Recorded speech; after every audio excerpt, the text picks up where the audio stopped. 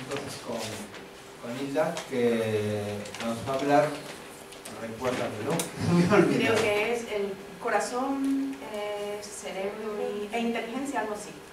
Sí. Muy bien. Bueno, pues muchas gracias a la organización, Carlos, Adela, por haber elegido este lugar, que la verdad que estamos muy contentos. El espacio, la buena energía, se nota que es un espacio especial donde se está trabajando muy positivamente a nivel espiritual, sea la línea que fuere. Por lo tanto, a lo mejor nos volveremos a ver por acá en cualquier evento.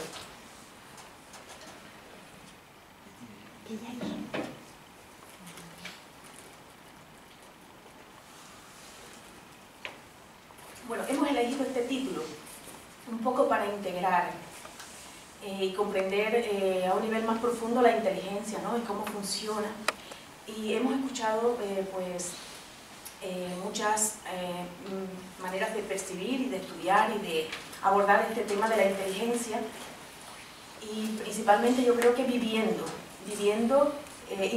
con inteligencia o inteligentemente es la parte más importante que debemos sacar de aquí. No llenarnos de teorías, ni de conceptos, ni de nuevos datos, sino la aplicación práctica, es decir, cómo realmente podemos tener una vida mucho más consciente y expresando esa esencia que es la inteligencia profunda, que es la realidad última de nuestro ser. Podríamos concluir así, terminando así, pero no empezamos así. Entonces, vamos a entrar un poquito en los conceptos. Se vieron muy bien por la mañana las distintas escuelas o líneas psicológicas donde se han estudiado e investigado el concepto de la inteligencia. No vamos a tocar lo mismo de nuevo, pero sí vamos a entender o a tratar de ver la relación que tiene la inteligencia, o cómo concebir la inteligencia, o las funciones de la mente con nuestro cerebro. ¿Qué relación tiene? ¿Qué tipo de expresión o de función de nuestra mente está estrechamente ligado con la función cerebral y casi depende, o casi no completamente, depende de él, de este órgano? ¿Y qué otro órgano o centro o función que puede estar representada en nuestro cuerpo tiene que ver con otra función mucho más profunda, pudiéramos decir también de la mente, que sería la expresión de la inteligencia? Ya una inteligencia concebida, ya no como la inteligencia que quizás las ciencias psicológicas ahora mismo reconocen, como esa capacidad de analizar, de comparar, de conceptualizar, de determinadas funciones cognitivas, intelectuales, y la capacidad que daría a estas funciones de ponerlas, aplicarlas a la ejecución de tareas, a la consecución de determinados objetivos y de adaptarse a situaciones. Esa capacidad de resiliencia y de adaptabilidad teniendo en cuenta estas funciones de la mente. Entonces sería esto, vamos a ir explorando, vamos a usar información de autores espirituales como son Krishnamurti, que realmente sabemos que ha profundizado muchísimamente en lo que es el sentido profundo del pensamiento, de la inteligencia. Hay un libro ahí que tenéis que incluso habla, y lo he citado aquí, está, no sé cuál es, uno de ellos, que habla incluso del cerebro, ¿no? De cómo la modulación del cerebro, cómo él aclara muy bien la relación que tiene el cerebro con el pensamiento, el cerebro y el pensamiento y la inteligencia.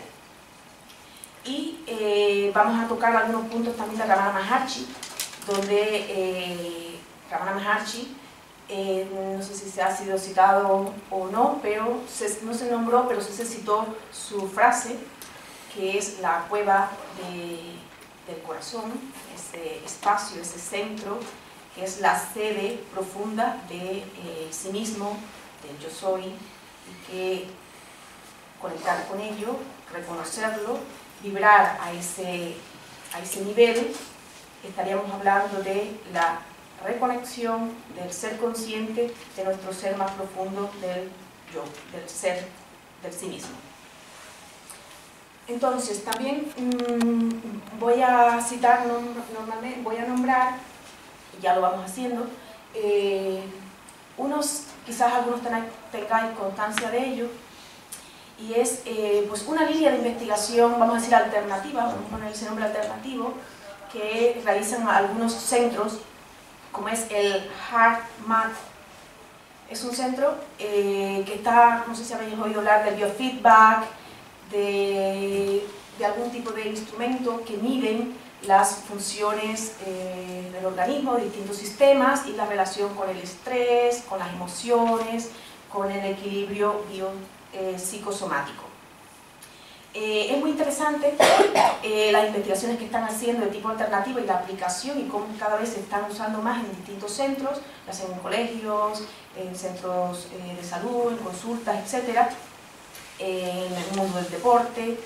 Y la sede o el centro de este proyecto o de esta núcleo de investigación y de aplicación práctica es el estudio de la relación que existe entre el corazón y el cerebro, donde aclaran y donde queda bien demostrado que el cerebro que el corazón, vamos a decir, tiene su propio cerebro, o tiene su propio centro neuronal, y que por lo tanto hay una inteligencia demostrada a un nivel científico que procede del corazón correspondiente con el órgano físico, y esto es muy, muy, muy interesante y positivo, porque ya a un nivel tradición espiritual sí se había hablado, como lo dice el Ramana Maharshi, hablando de este centro, de esta cavidad del corazón, que él lo ubica en un espacio específico en el pecho, no correspondiendo, él dice que no corresponde exactamente con el corazón, con la localización del corazón físico, sino que está entre las dos mamilas, por debajo del pecho, dos deditos al lado de la derecha del esternón. Después también hay autores que hablan que tendría que ver con una octava parte del corazón físico. Es decir, que esto no quedaba exactamente, completamente bien definido la relación que existe con este centro energético, conocido como el centro del corazón, como el corazón espiritual, con nuestro corazón físico. Pero la investigación de la ciencia nos va diciendo de que sí hay una correlación también con nuestro corazón físico y por lo tanto esto es muy interesante y por eso las prácticas meditativas que incluso propone la línea de la Vedanta de Ramana Maharshi, donde proponía investigar desligadamente, sin visualizar nada, sencillamente sintiendo en el espacio del pecho. Así, conectar con este espacio.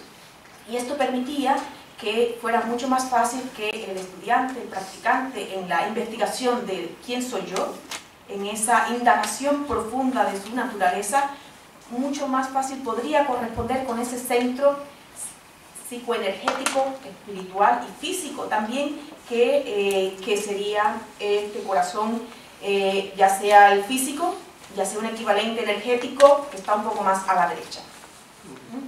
Entonces, esto es muy interesante, las investigaciones que hay al respecto, como por ejemplo, hablan de la coherencia, ¿no?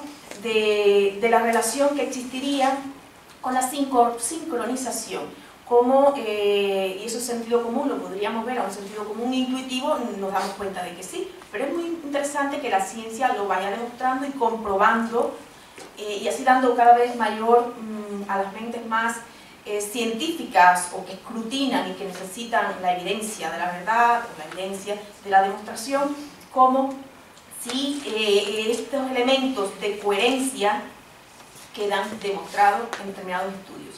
Y hablaban de la relación que tiene cómo trabajando aspectos del ritmo cardíaco, cómo la modificación propia del funcionamiento cardíaco iba a tener otras repercusiones en otros órganos físicos, pero no solo eso, sino un estado emocional.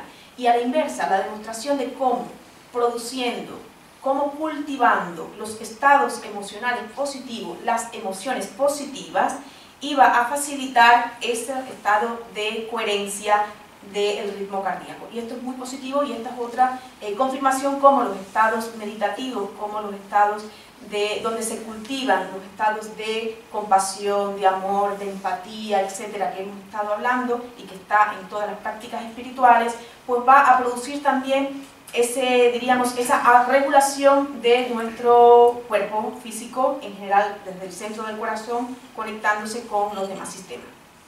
Esto lo podéis investigar. En la web, por ejemplo, lo doy para el que quiera investigar mucho más. Hay literatura en inglés y en español, con investigaciones y publicaciones, que lo podéis descargar.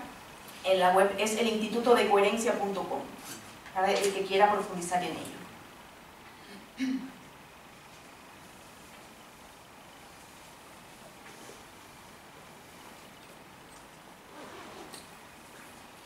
Bueno, el tema del corazón es algo que se cita en todas las tradiciones espirituales, en todas, ya sean religiones, ya sean líneas filosóficas espirituales. Lo vemos en el cristianismo, como los padres del desierto ya hablaban de ello, como hablaban de ese nous, de esa inteligencia, de esa capacidad de conectar con la capacidad de conectar con lo divino, con Dios, y estaban hablando de ese conectar con lo más profundo del ser, simbólicamente, físicamente, sería el corazón. Y en distintas tradiciones también. En el budismo tibetano es también nombrado, lo hemos estudiado alguna vez lo hemos tratado mucho nosotros, por ejemplo, el Sutra del Corazón, cuando simbólicamente está hablando de la sabiduría trascendente, de la suprema sabiduría. Y también es importante, hay un artículo muy interesante a los que queráis investigar, donde se hace una comparación, relación, más que comparación, correlación de la relación que tiene la teosofía con el budismo. Y es el artículo de David Reigel, está en internet, lo podéis revisar, lo podéis descargar y estudiar, interesantísimo. Y cómo ver los nexos o los puntos en común que tienen nuestras tradiciones, vamos a decir así, aunque no seamos una tradición, somos una línea específica que vamos trabajando y bebiendo la esencia de distintas tradiciones. Pero ahí queda muy claro las relaciones que tienen la teosofía con la raíz de la teosofía, la esencia de la sociedad teosófica también como movimiento con el budismo esotérico. Y esto es muy interesante cuando Blavatsky lo describe y ella lo afirma así. Ella dice, la expresión el misterio del ojo muestra a cada estudiante de esoterismo budista la ausencia de todo esoterismo. Si en lugar de ojo estuviese escrito corazón, significaría lo que ahora solo profesa, teniendo no practica, pero profesa. Transmitir la doctrina del ojo significa dogma y letra muerta. Dogma y letra muerta. Y esa es la doctrina del ojo que puede estar en cualquier tradición. Podemos nosotros también ser letra muerta si nos quedamos en el discurso, si nos quedamos en la palabra, si nos quedamos repitiendo el texto y realmente no hay una transformación y un proceso interno de transformación, de evolución y de comprensión de nuestra propia naturaleza. Y ella sigue diciendo, la doctrina del ojo significa dogma y letra muerta, el ritualismo eclesiástico para quienes están satisfechos con las fórmulas exotéricas. La doctrina del corazón o sello del corazón es la única verdadera.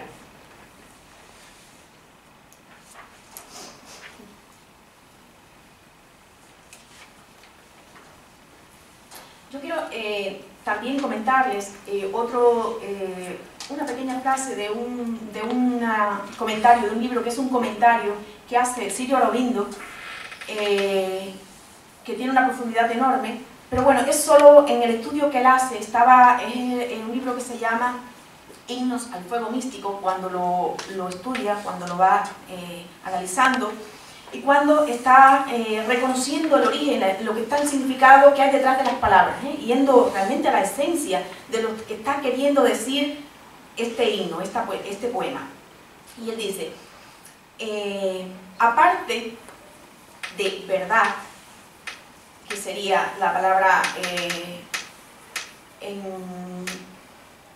sánscrito sería ritam, tenemos siempre el sentido de pensamiento, a la palabra di, D-H-I, y con la transversal, que constantemente se refiere en los himnos. Este es el significado natural de di, que corresponde con el posterior término de buddhi. Esto significa pensamiento, comprensión, inteligencia, y en el plural de pensamientos sería diya. Seguro que estoy acabando con el sánscrito, pero me perdonan porque lo estoy castellanizando el sonido, Es decir, este va estudiando el sentido de estos términos y nos está hablando ya de nuestro buddhi.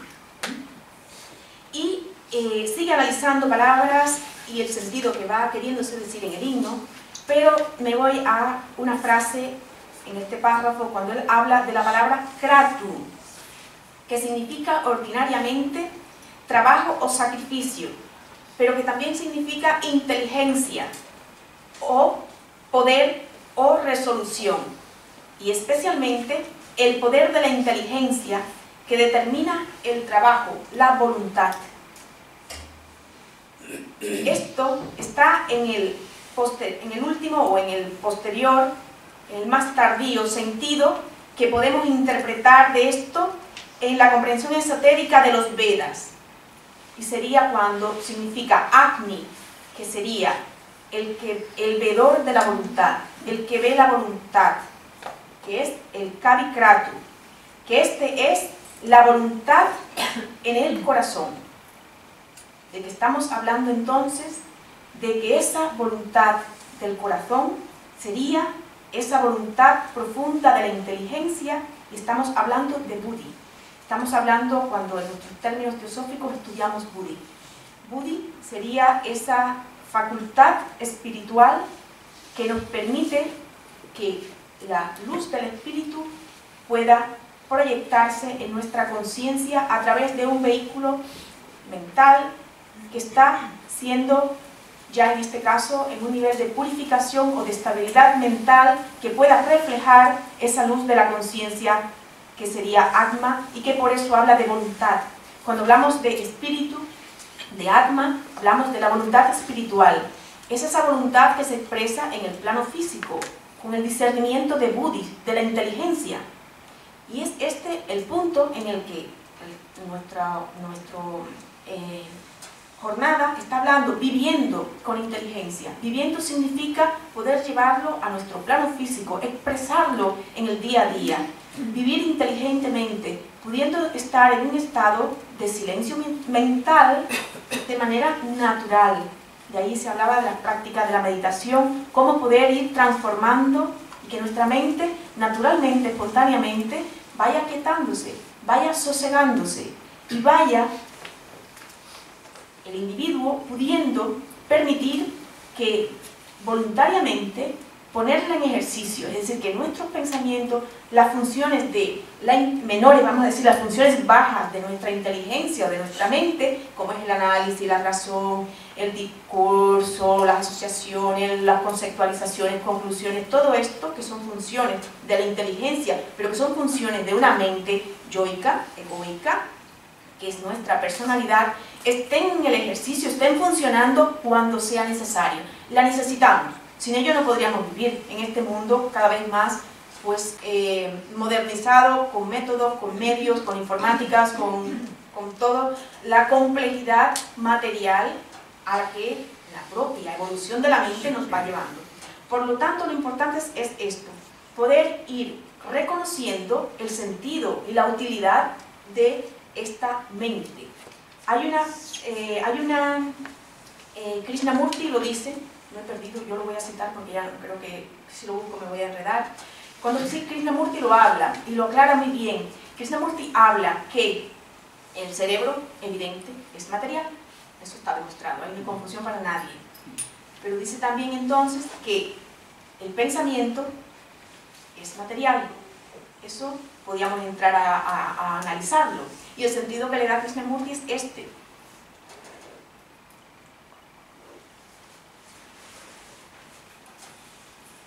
Krishnamurti nos habla de que producto a la propia evolución del hombre, desde el nacimiento, a través de los órganos de los sentidos, vamos incorporando la información del medio ambiente, a través del aprendizaje y de las sensaciones agradables, desagradables. Esto va creando, va evolucionando, va permitiendo que nuestra mente se vaya despertando y que aquellas cualidades y estos aspectos de lo que se han citado de la inteligencia se puedan madurar. Por lo tanto, el hombre va creando, el individuo desde su nacimiento, su madurez, va creando estas facultades, las va madurando y va progresivamente creando también otro aspecto, otro centro que es muy importante reconocerlo, que es el yo psicológico. En la medida en que va apareciendo el pensamiento relacionado con la experiencia, producto de la experiencia propia y algo aprendido a través de sí mismo o condicionado por otros, el hombre va creando un centro donde va identificándose con determinadas experiencias, con determinados aprendizajes, etc. Va creando un núcleo psicológico, va creyendo que este es su centro y va reconociéndose como lo suyo, como lo que es. Aparece el yo, aparece lo mío y lo tuyo, el yo y el no yo, el yo y el tú en este caso. Este centro va haciendo que cada vez el hombre se identifique con esto y sería un problema entonces de identificación errónea con su verdadera y propia naturaleza. Va creyendo que es su cuerpo, va creyendo que son sus emociones, va creyendo que es esos pensamientos. Este núcleo se fortifica y es la trampa propia de la mente en la que desde este centro personal de la mente, como resultado de las propias experiencias sensoriales elaboradas por el cerebro físico, van creando unos pensamientos que también son materiales, porque son, teosóficamente hablando, también el resultado de determinada vibración de materia mental que se va produciendo teniendo en cuenta la experiencia propia a través de nuestros órganos sensoriales integradas en nuestro cerebro físico. Krishnamurti por eso habla, pensamiento también es material. Y habla entonces que desde este pensamiento y desde esta mente que se cree que es esto nada más, y cuando la mente funciona solo a este nivel, podríamos decir que también es material, porque está reflejando solo esto que son aspectos materiales. Por lo tanto, la pregunta es decir, ¿cómo es posible ir más allá? ¿Es posible? Entonces es muy interesante, hay diálogos muy interesantes, hay un diálogo que tiene Krishnamurti con un investigador sobre las inteligencias artificiales y en el que va tratando de que esta persona vaya pudiendo comprender y siguiéndole su pensamiento, su discurso, para que pueda llegar progresivamente a darse cuenta de que cada vez que está preguntando cómo y buscando un nuevo proceso, un nuevo método por el cual llegar a descubrir lo que es la inteligencia, está volviendo a caer en la trampa del pensamiento, porque quiere ir desde lo conocido, desde lo que reconoce, desde su experiencia, a aquello que es lo desconocido, aquello que sería la esencia, la clave de la inteligencia. Entonces permite que el estudiante reconozca por sí mismo, y esta es la línea yo creo del gran maestro, ¿no? Que hace que el estudiante no repita, que no aprenda, que no incorpore una nueva información, sino que pueda por sí mismo rebuscar su recurso, su naturaleza, su capacidad para poder conectar por sí mismo a la clave, a lo que es, a la esencia de su ser, a esa cámara, a ese centro que es la pura inteligencia, que es la clave del ser. Esto es muy positivo, entender cuando Krishnamurti habla de la liberación de lo conocido.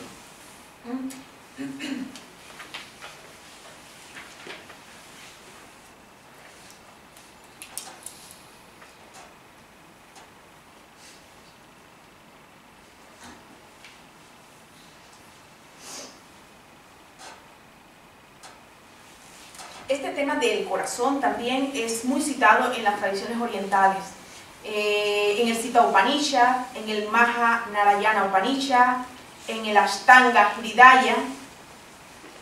Aquí hay afirmaciones acerca de esto, de la cámara del corazón como portal espiritual, como centro para poder realmente meditar y conectar con nuestra esencia divina, con el ser trascendental o con nuestro ser real, vamos a decirlo así. Y lo importante es esto, como también Ramana, por su propia vía diferente, igual que Krishnamurti por su vía, no instruía de manera teórica, no daba una instrucción teórica, sino que hacía que el estudiante investigara, meditara en ello, lo reconociera por sí mismo. Hablaba Ramana, es muy interesante a un nivel simbólico, pero también experiencial, de un estado de estremecimiento sagrado del corazón. Cuando él hablaba de esto, de este estado en el que cuando el hombre, el investigador, conectaba con su ser, con su naturaleza más profunda, había un estado que le embargaba y lo hablaba como un estremecimiento que podría coincidir con un estado, como hablábamos ahorita, correspondiente a nuestro nivel físico. Y él hablaba que después que salía el practicante de esto, de la práctica o de su estado meditativo, de su absorción meditativa, posteriormente sentía una sensación particular en el pecho. Esto observarlo, aquellos que hagáis meditación, realmente cómo nos sentimos, y es muy bueno tener conciencia de qué va sucediéndose, cuáles van siendo los cambios cuando estamos realmente seriamente investigando.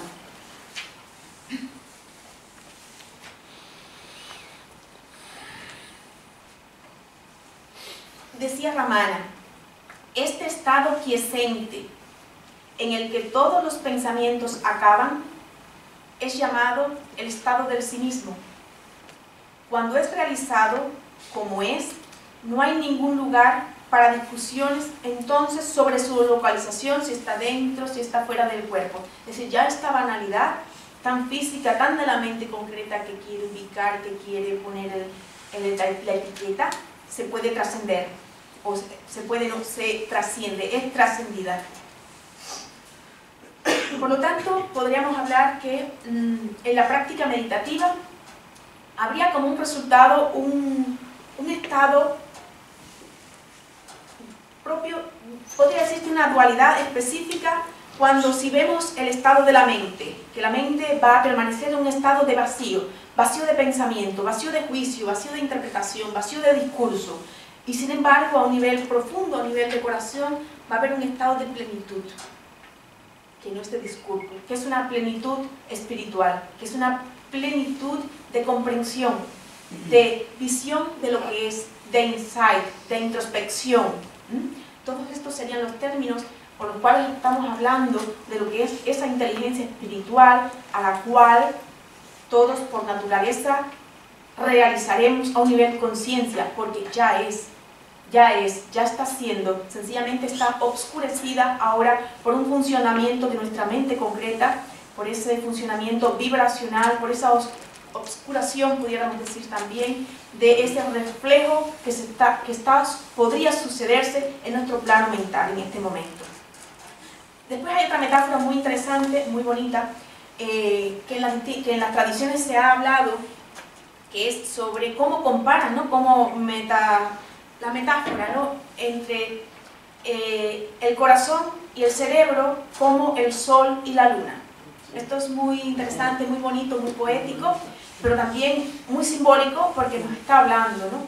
Del corazón como ese sol, como esa luz de la sabiduría, esa luz de la inteligencia, y que como a través del cerebro es que se refleja de una manera o de otra, nítido u oscurecido, dependiendo del estado mental que tengamos. Esto es muy simbólico y muy representativo de la interconexión y de la importancia del trabajo y de la transformación a un nivel de nuestra parte personal, que esto se ha hablado bastante, del trabajo de limpieza profunda en un sentido, en todos los sentidos, en todos los niveles, para poder reflejar esa luz sutil, esa luz profunda del espíritu, de eso que es. Yo no tengo hora, si alguien me va diciendo. ¿Yo? Bueno, pues voy a comentar algo sobre Krishnamurti.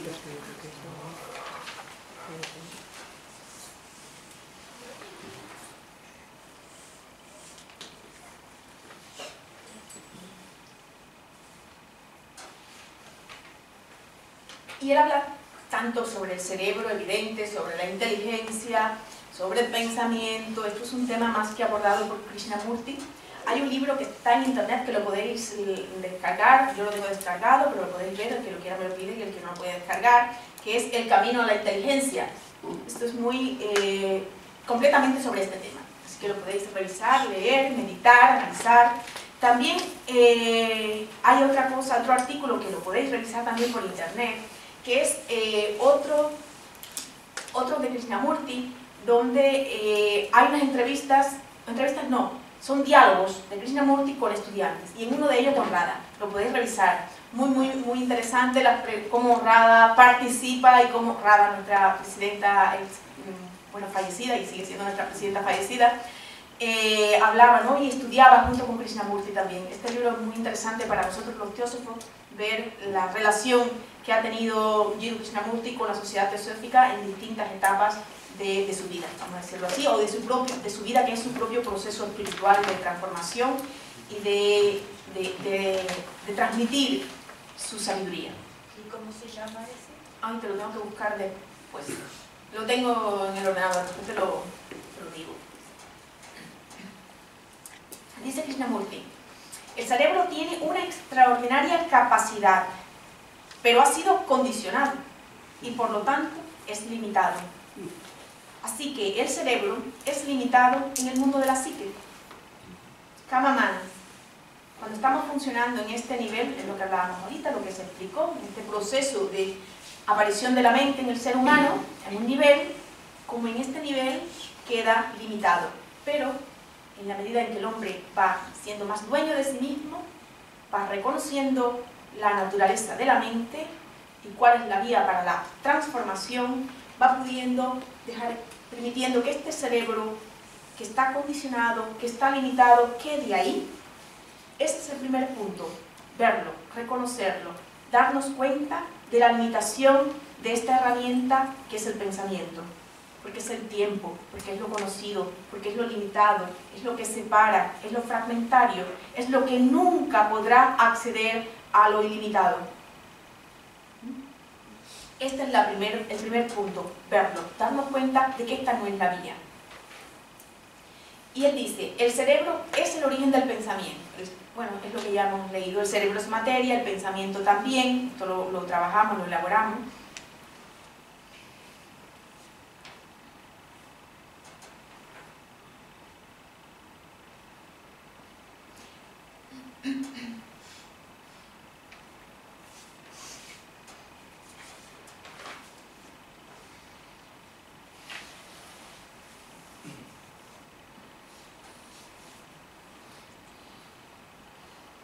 Él dejaba muy claro en esta investigación, en estos diálogos, que el pensamiento no podía investigar o no puede investigar la inteligencia. Esto era súper intenso, significativo, y con toda aquella fuerza de la convicción, lo que hemos visto en los diálogos de Krishnamurti, en los vídeos, pues quedaba muy bien connotado desde la profundidad, cómo él transmitía y cómo enseñaba a un nivel de discurso.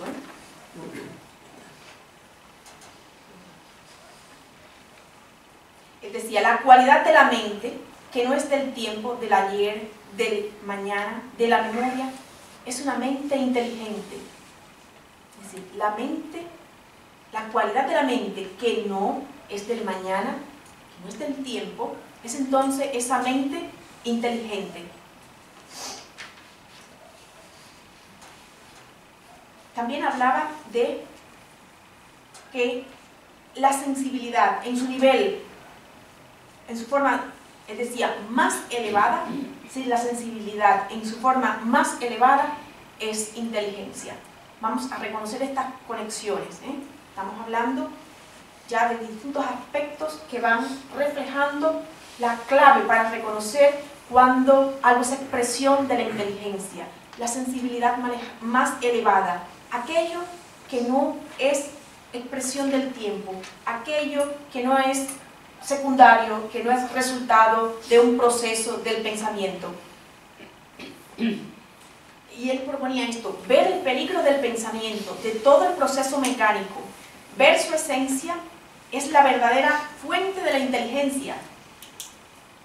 Y decía en otro sitio, Ver la ilusión es el inicio de la inteligencia. Por lo tanto, esto lo podéis revisar en las distintas obras de Krishnamurti. En su diario, en el diario 2, son dos diarios, en el segundo, él deja esta connotación en sus meditaciones, porque los diarios son el resultado de su propio estado meditativo, y él decía: la inteligencia surge de la comprensión de toda la conciencia del hombre, de uno mismo y no de un segmento separado de uno. El estudio y la comprensión del movimiento de nuestra propia mente y corazón dan vida a esa inteligencia. Uno es el contenido de su conciencia. Conociéndose uno mismo, se conoce el universo. Esto es algo que hemos estudiado y estudiamos mucho en la filosofía, en distintos autores, en distintas obras. Este conocimiento, sigue diciendo, está más allá de la palabra, porque la palabra no es la cosa. Esto también es una clave, es algo importante, que debemos trascender no solo la palabra que está externa, sino nuestra palabra, ir más allá de lo conocido, de la palabra, de lo que se nombra. Y repetía esto, que también es muy propio y conocido y que vale la pena volver a citar, y es: libérense de lo conocido a cada instante. Es la esencia de la inteligencia.